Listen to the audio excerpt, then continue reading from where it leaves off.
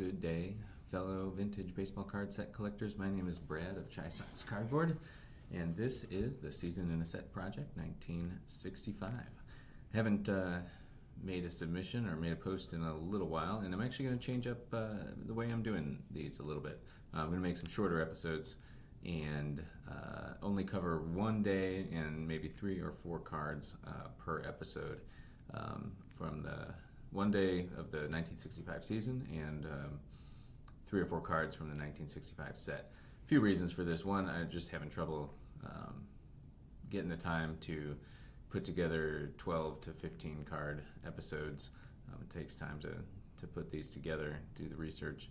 And 2, I think the 12 to 15 card episodes are too long. I don't think they're holding people's interest, so I'm thinking maybe with shorter episodes covering just a single day of the season and maybe posting once or twice a week, it'll be more interesting to folks, more digestible. I won't, at that pace, finish the project this calendar year, but that's okay. That was originally my goal, but you can change your goals, as we often do in collecting. So with that said, we will get started with card number 69, Bill Virdon. As the back of this card says, which we'll look at in a minute, Bill Virdon was the National League Rookie of the Year in 1955 for the St. Louis Cardinals. He won it with 63% share of the votes on the strength of 17 home runs and 68 RBIs, which were both ultimately career highs for him, as well as a .281 batting average, a mark he eclipsed only once the next year. Despite his success, the Cardinals traded Virdon to the Pittsburgh Pirates in May 1956 for Bobby Del Greco and Dick Littlefield. Del Greco had 315 plate appearances and a .215 average for the Cardinals before they traded him in April 1957. Littlefield pitched 9.2 innings for the Cardinals with a 7.45 ERA before being traded later in 1956. Virdon, meanwhile, played his entire career, the entire remainder of his career, for the Pirates. He started 1,308 games for them, batted .266, and drove in 425 runs. He started all 7 games of the 1960 World Series, playing center field and batting leadoff. He collected 7 hits and 5 RBIs, including a 2-run single in the Pirates' Game 7 10-9 win. He also won a Gold Glove in 1962. He was still going strong in 1965, batting .279 in over 500 plate appearances, but he retired after the season. He did make a comeback, quote-unquote, in 1968 when, as a coach, he was placed on the active roster in July due to military service of a number of players. He went 1 for 3 in 6 games with a home run off Ted Abernathy. Virdon didn't start on April 30th. By the way, April 30th is the day we'll be covering today. He didn't start on April 30th, 1965, but he did fly out to right field in the 9th inning on a pinch hit at bat. The Pirates lost to the Cardinals 3-2. Elsewhere in the National League, John Tsouris pitched a complete game for the Cincinnati Reds, beating the New York Mets 6-1 with the help of Pete Rose's 5 hits, including a home run. Joe Gaines' pinch hit 2-run homer propelled the Houston Astros to a 4-3 win over the Chicago Cubs, and the Los Angeles Dodgers beat the San Francisco Giants 6-3, even though Sandy Koufax, that name I know how to pronounce, even though Sandy Koufax went only 5 innings. Finally, the Milwaukee Braves got to 500, beating the Philadelphia Phillies 7-1, powered by 3 hits from Lee May and a 3-run home run from Eddie Matthews. The Dodgers held on to their half-game lead over the Reds and the Astros in the National League pennant race. Moving on, card number 70, Bill Skowron. First, I would say the first White Sox card of significance in the set. Best known, though, for his time as a New York Yankee, Bill Moose Skowron made his Major League debut in 1954 and played in pinstripes for 9 seasons. He played primarily first base for the Yankees, but also appeared at third base occasionally and second base twice. In over 1,000 games and 4,100 plate appearances for the Yankees, he batted .294 with 165 home runs, 672 RBIs, and an OPS plus of 129.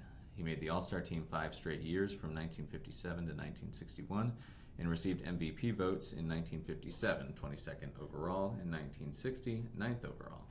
In 2023, the website Pinstripe Alley ranked Skowron at number 62 in its top 100 Yankees of all time.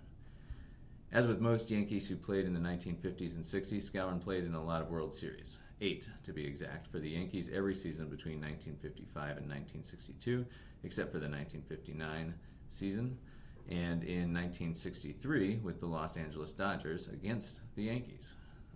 His grand slam in the 7th inning of Game 7 of the 1956 World Series was the knockout punch that gave the Yankees a 6th championship in 8 years. He also homered in Game 7 of the 1958 World Series, another Yankees win. All told, he had 141 World Series plate appearances, batted .293, and hit an impressive 13 extra base hits, 8 home runs, adding up to an .845 OPS for his World Series career. Following short stints with the Los Angeles Dodgers and Washington Senators, Skowron was traded to the White Sox with Carl Bolden for Joe Cunningham and Frank Kreutzer in July 1964. The White Sox were the only team besides the Yankees for which Skowron would play more than one season. At 34 years old, he played a strong season in 1965, earning his 6th and final All-Star nod. He started the season off hot with the high water mark coming in on May 16th in a 6-2 win over the California Angels. He went 3 for 4 with a home run, 3 RBIs, and 2 runs, and was batting .337 through that point in the season. Ultimately, he batted .274 for the year, and his 78 RBIs led the White Sox, while his 18 home runs tied John Romano for the team lead. And here we'll insert a short clip of covering the interesting life of Bill Skowron. Explore the remarkable life of William Joseph Skowron, affectionately known as Moose. Skowron, born on December 18, 1930, was a professional baseball first baseman who left an indelible mark on Major League Baseball during his 14-year career from 1954 to 1967.